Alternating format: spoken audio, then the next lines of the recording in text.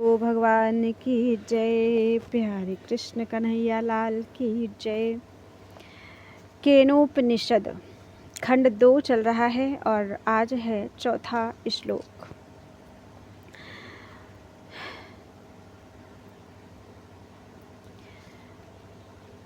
इसके सिवा जानने वालों को अविज्ञात है। यह कथन परस्पर विरुद्ध भी है।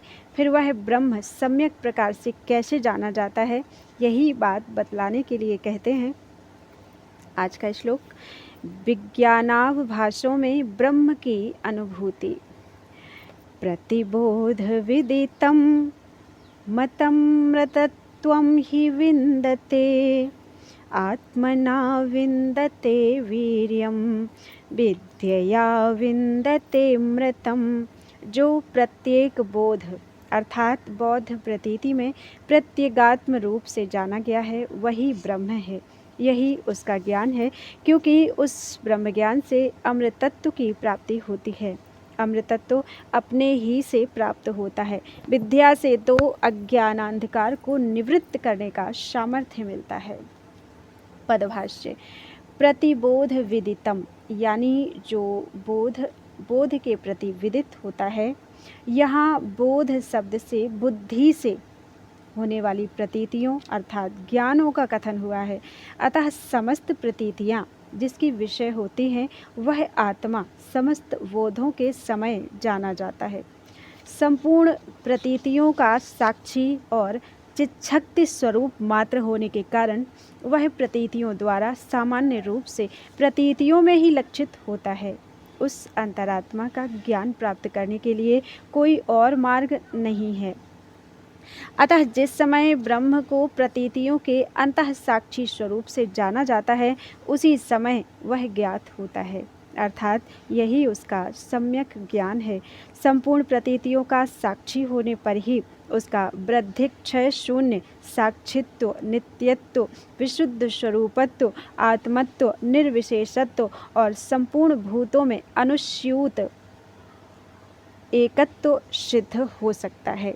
जिस प्रकार कि लक्षणों में भेद न होने के कारण घट, पर्वत और गुहादि में आकाश का अभेद है, इस प्रकार ब्रह्म विदित और अविदित दोनों ही से भिन्न है। इस शास्त्र वचन के अर्थ का ही भली प्रकार शोधन करके यहाँ उपसंहार किया गया है। इसके सिवा वह दृष्टि का दृष्टा है, श्रवण का श्रोता है, मति का मनन करने वाला है और विज्ञाति का विज्ञाता है। ऐसी एक दूसरी श्रुति भी है, उसे भी यही सिद्ध होता है। जिस प्रकार जो वृक्ष की शाखाओं को चलायमान करता है, उसे वायु कहते हैं, उसी प्रकार जिस समय प्रतिबोध विदितम, इसका ऐसा अर्थ किया जाता है कि आत्मा बोध क्रिया का कर्ता है। अतः बोध क्रिया रूप लिंग से उसके कर्ता को जानता है, इसलिए बोध रूप से विदित होने के कारण वह प्रतिबोध विदितम कहलाता है। उस समय आत्मा बोध क्रिया रूप शक्ति से युक्त एक द्रव्य सिद्ध होता है। साक्षात बोध स्वरूप ही सिद्ध नहीं होता। बोध अर्थात बुद्धिगत प्रतीति तो उत्पन्न होता है और नष्ट भी हो जाता है। अतः जिस समय बोध उत्पन्न होता है, उस समय तो वह बोध क्रिया रूप विशेषण से युक्त होता है, और जब उसका नाश हो जाता है तो वह निर्विशेष द्रव्य मात्र रह जाता है। ऐसा मानने से तो वह विकारी, सावयव, अनित्य और अशुद्ध निश्चित होता है और उसके इन दोषों का किसी प्रकार परिहार नहीं किया जा सकता। तब तथा वैशेषिक मतावलंबियों का जो मत है कि आत्मा और मन के संयोग से उत्पन्न होने वाला बोध आत्मा में समवाय संबंध से रहता है, इसी से आत्मा में बोधृत्व है। वस्तुतः आत्मा विकारी नहीं है, वह तो नील पीतादि वर्णों के समवायी घट के समान केवल द्रव्य मात्र है। सो इस पक्ष में भी ब्रह्म अचेतन द्रव्य मात्र सिद्ध होता है और ब्रह्म विज्ञान एवं आनंद स्वरूप है, प्रज्ञान ब्रह्म है इत्यादि श्रुतियाँ बाधित हो जाती हैं। निरवयव होने के कारण आत्मा में कोई देश विशेष नहीं है और उससे मन का नित्य संयोग है। इस कारण उसमें स्मृति की उत्पत्ति के नियम की अनुपपत्ति अनिवार्य हो जाती है तथा श्रुति, स्मृति और युक्ति से विरुद्ध आत्मा के संसर्ग धर्मी होने की कल्पना भी होती है। असंग आत्मा का किसी से संग नहीं होता, संग रहित और सबका पालन करने वाला है, ऐसी श्रुति और स्मृति प्रसिद्ध है। युक्ति से भी वस्तु सगुण होती है, उसी का गुणवान से संसर्ग होता है, विजातीय वस्तुओं का संयोग कभी नहीं होता। अतः निर्गुण, निर्विशेष और सबसे विलक्षण आत्मा का किसी भी विजातीय वस्तु से संयोग होता है, ऐसा मानना न्याय विरुद्ध होगा। अतः नित्य अविनाशी ज्ञान स्वरूप प्रकाशमय आत्मा ही ब्रह्म है। यह अर्थ आत्मा के संपूर्ण बोधों के बोधा होने पर ही सिद्ध हो सकता है और किसी प्रकार नहीं। इसलिए प्रतिबोध विदितम, इसका हमने जैसी व्याख्या की है वही अर्थ है। इसके सिवा प्रतिबोध विदितम इस वाक्य का जो स्वप्रकाशता अर्थ बतलाया जाता है, वहाँ आत्मा को सोपाधिक मानकर उसमें बुद्धि आदि उपाधि के रूप से भेद की कल्पना कर आत्मा से आत्मा को जानता है।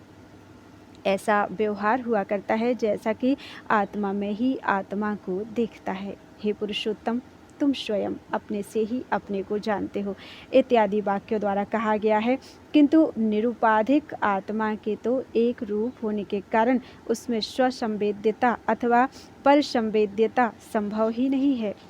जिस प्रकार प्रकाश को किसी अन्य प्रकाश की अपेक्षा होना संभव नहीं है, उसी प्रकार ज्ञान स्वरूप होने के कारण उसे अपने ज्ञान के लिए किसी अन्य ज्ञान की अपेक्षा नहीं है।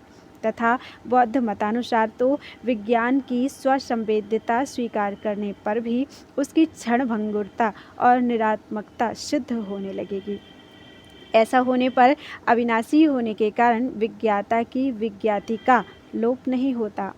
नित्य विभु और सर्वगत है वह यह महान अज आत्मा अजर अमर अमृत और अभय रूप है इत्यादि श्रुतियाँ बाधित हो जाएंगी।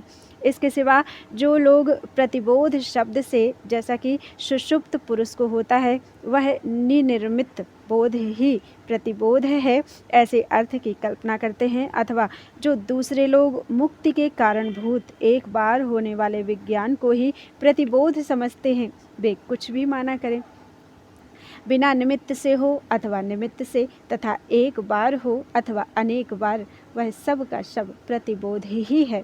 इसका विशेष विवेचन करने से हमें कोई प्रयोजन नहीं है, क्योंकि मुमुक्षुगण उपर्युक्त प्रतिबोध से अर्थात प्रत्येक बौद्ध प्रत्यय में होने वाले आत्मज्ञान से ही अमृतत्व आमरण भाव अर्थात अपने आत्मा में स्थित होना रूप मोक्ष प्राप्त करते हैं। अतः वह ब्रह्म प्रत्येक बोध में अनुभव होने वाला ही माना गया है, ऐसा इसका अभिप्राय है। क्योंकि बोध का प्रत्यगात्म विषयक होना ही अमृतत्व में कारण माना गया है। आत्मा की अनात्म रूपता उसके अमृतत्व का कारण नहीं हो सकती। आत्मा का अमृतत्व उसका स्वरूप भूत होने के कारण अहेतुक ही है। इसी प्रकार आत्मा की मृत्यु भी अविद्यावश उसमें अनात्मत्व की उपलब्धि ही है। तो फिर उपर्युक्त आत्मज्ञान से किस प्रकार अमृतत्व लाभ कर लेता है? इस पर मुमुक्षु पुरुष कहते हैं, आत्मा अर्थात अपने स्वरूप के ज्ञान से वीर्य बल यानी अमृतत्व प्राप्ति का सामर्थ्य प्राप्त करता है। धन, सहाय, मंत्र, औषधि, तप और योग से प्राप्त होने वाला वीर्य अनित्य वस्तु का किया हुआ होने से मृत्यु का पराभव करने में समर्थ नहीं है। किंतु आत्मविद्या से होने वाला वीर्य तो आत्मा द्वारा ही प्राप्त किया जाता है, अन्य किसी से नहीं। इसलिए आत्मविद्या जनित वीर्य किसी अन्य साधन से प्राप्त होने वाला नहीं है।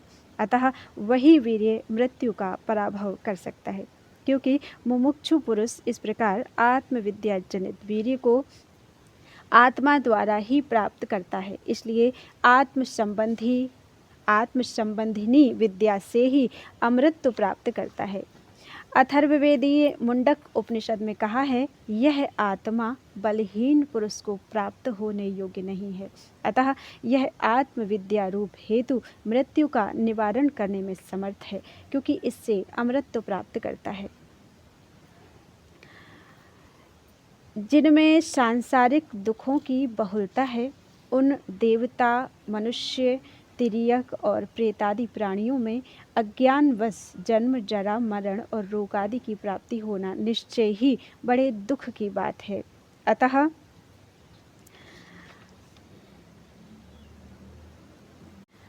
आत्मज्ञान ही सार है।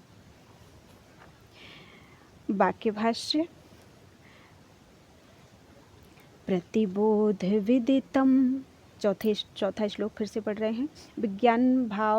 विज्ञानाभासों में ब्रह्म की अनुभूति। चौथा श्लोक। प्रतिबोध विदितम मतम अमृतत्वम ही विन्दते, आत्मना विन्दते वीर्यम, विद्यया विन्दते मृतम। जो प्रत्येक बोध अर्थात बौद्ध प्रतीति में प्रत्यगात्म रूप से जाना गया है वही ब्रह्म है, यही उसका ज्ञान है, क्योंकि उस ब्रह्म ज्ञान से अमृत तत्व की प्राप्ति होती है। अमृत तत्व अपने ही से प्राप्त होता है। विद्या से तो अज्ञानांधकार को निवृत्त करने का सामर्थ्य मिलता है। वाक्य भाष्य। प्रतिबोध विदितम, यह द्विरूक्ति है, क्योंकि प्रतीतियां ही आत्मज्ञान की द्वार हैं। बोधम प्रति, बोधम प्रति अर्थात बोध, बोध के प्रति। यह द्विरूक्ति संपूर्ण प्रतीतियों में ब्रह्म की व्याप्ति सूचित करने के लिए है। बुद्धिजनित संपूर्ण प्रतीतियां तपे हुए लोहे के समान नित्य विज्ञान स्वरूप आत्मा से व्याप्त रहने के कारण उस विज्ञान स्वरूप से ही अवभाषित हैं तथा उनसे पृथक उनका अवभाषक आत्मा लौह पिंड में व्याप्त हुए अग्नि के समान उनसे सर्वथा विलक्षण उपलब्ध होता है। अतः वे बौद्ध प्रत्यय आत्मा की उपलब्धि में द्वार स्वरूप हैं। इसलिए प्रत्येक बौद्ध प्रत्यय के अवभाष में जो प्रत्यगात्म स्वरूप से जाना जाता है वही ब्रह्म है, वही माना हुआ अर्थात ज्ञात है तथा वही सम्यक ज्ञान के सहित प्रत्यगात्मा का ज्ञान है। विषय ज्ञान सम्यक ज्ञान नहीं है। प्रत्यगात्मा को आत्मस्वरूप से देखा, ऐसा कठोपनिषद में कहा है। अमृतत्वम ही विन्दते, आत्मज्ञान से अमृतत्व ही प्राप्त होता है। यह हेतु सूचक वाक्य है, क्योंकि इससे विपरीत ज्ञान से मृत्यु की प्राप्ति होती है। बुद्धि आदि विषयों में आत्मत्व बोध होने से ही मृत्यु का आरंभ होता है। अतः आत्मविज्ञान अमृतत्व का हेतु है। इसलिए अमृतत्वम ही विन्दते, यह हेतु वचन ठीक ही है। पूर्व मनीषी कहते हैं, क्या आत्मज्ञान से अमृतत्व उत्पन्न किया जाता है? सिद्धांती कहते हैं नहीं। पूर्व मनीषी कहते हैं तब कैसे? सिद्धांती कहते हैं अमृतत्व तो आत्मा से अपने नित्य आत्म स्वभाव से ही प्राप्त करते हैं, किसी के आश्रय से नहीं। विन्दते, इससे यह समझना चाहिए कि उसकी प्राप्ति आत्मविज्ञान की अपेक्षा रखने वाली है। यदि अमृतत्व विद्या से उत्पन्न किया जाने योग्य होता तो कर्मफल के समान अनित्य हो जाता, इसलिए वह विद्या से उत्पाद्य नहीं है। यदि कहो कि जब अमृतत्व स्वतः ही मिल जाता है तो विद्या उसमें क्या करती है, तो इसमें हमें यह कहना है कि वह अनात्म विज्ञान को निवृत्त करती हुई उसकी निवृत्ति के द्वारा स्वाभाविक अमृतत्व की हेतु बनती है। क्योंकि अगले वाक्य से विद्या से अज्ञानांधकार को निवृत्त करने का सामर्थ्य प्राप्त होता है, ऐसा कहा भी है। विद्या से वीर्य, सामर्थ्य यानी अनात्मा के अध्यारोप तथा माया और अंतःकरण के कारण प्राप्त हुए अज्ञान से जिसका पराभव नहीं हो सकता, ऐसा बल प्राप्त होता है। वह किसी विशेषण से युक्त है, वह अमृत यानी अविनाशी है। अविद्या से होने वाला बल नाशवान होता है, क्योंकि अविद्या विद्या से बाधित हो जाती है, किंतु विद्या का बाधक और कोई नहीं है। अतः विद्या जनित वीर्य अमृत होता है। इसलिए विद्या तो अमृतत्व में केवल निमित्त मात्र होती है। अथर्वण श्रुति में भी कहा है, यह आत्मा बलहीन से प्राप्त होने योग्य नहीं है। लोक में भी विद्या जनित बल ही दूसरे बलों का पराभव करता है, शरीर आदि का बल नहीं। जैसे हाथी, घोड़े आदि के शारीरिक बल मनुष्य के विद्या जनित बल को नहीं दबा सकते। अथवा प्रतिबोध विदितम मतम, इस वाक्य का ऐसा अर्थ समझना चाहिए कि स्वप्न से जागे हुए के समान जिसके संपूर्ण विपरीत संस्कारों का एक बार ही बोध हो गया, उसी से जो जाना जाता है वही मत अर्थात ज्ञात होता है, अथवा गुरु का उपदेश ही प्रतिबोध है। उससे जाना हुआ ही मत अर्थात जाना हुआ है। सोने से जागा हुआ तथा गुरु द्वारा प्रतिबोधित दोनों ही जगह प्रतिबोध शब्द का प्रयोग होता है, परंतु इन तीनों में सबसे पहला अर्थ ही ठीक है। आत्मज्ञान ही सार है। 5वां श्लोक। इहि चेद वेदीदथ सत्यमस्ति न चेदिहावेदिन्महति विनष्टिः भूतेषु भूतेषु विचित्य धीराः प्रेत्यास्माल्लोकादमृता भवन्ति। यदि इस जन्म में ब्रह्म को जान लिया तब तो ठीक है, और यदि उसे इस जन्म में ना जाना तब तो बड़ी भारी हानि है। बुद्धिमान लोग उसे समस्त प्राणियों में उपलब्ध करके इस लोक से जाकर अर्थात मरकर अमर हो जाते हैं। पदभाष्य। यदि किसी अधिकारी पुरुष ने सामर्थ्य लाभ कर इस लोक में ही उपर्युक्त लक्षणों से युक्त आत्मा को पूर्वोक्त प्रकार से जान लिया, तब तो उसके इस मनुष्य जन्म में सत्य, अविनाशिता, सार्थकता, सद्भाव अथवा परमार्थता विद्यमान है। और यदि ना जाना अर्थात इस लोक में जीवित रहते हुए ही उस अधिकारी ने आत्मज्ञान प्राप्त न किया, तो उसे महान दीर्घ यानी अनंत विनाश अर्थात जन्म, जरा और मरण आदि की परंपरा का विच्छेद न होना रूप संसार गति की ही प्राप्ति होती है।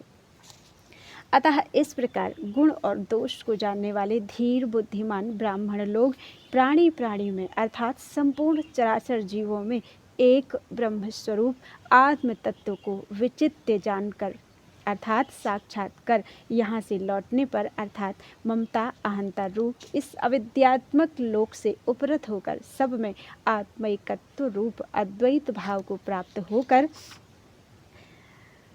अमर अर्थात ब्रह्म ही हो जाते हैं। जैसा कि जो पुरुष निश्चय पूर्वक उस पर ब्रह्म को जानता है वह ब्रह्म ही हो जाता है, इस श्रुति से सिद्ध होता है।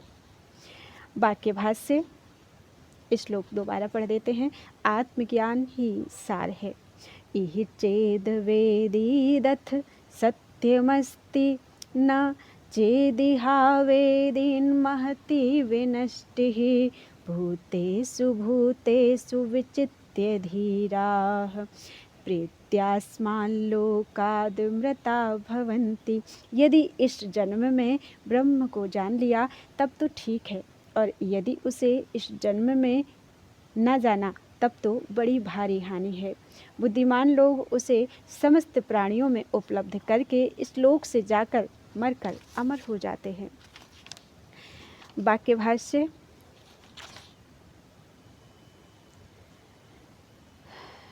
प्रतिबोधित दोनों ही जगह प्रतिबोध शब्द का प्रयोग होता है, परंतु इन तीनों में सबसे पहला अर्थ ही ठीक है।